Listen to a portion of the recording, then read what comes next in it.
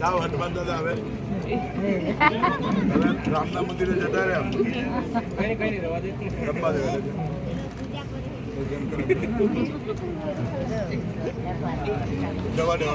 મેં તમારા જોડે જ આવવાનું મહારાજ આશીર્વાદ આપ્યા તમને મહારાજ ચંદ્ર ભગવાનની જય હનુમાનની જય શ્રી રામ આશીર્વાદ આપી દીધા મહારાજ તમને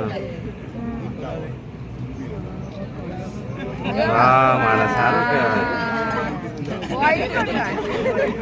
ઓહો આશીર્વાદ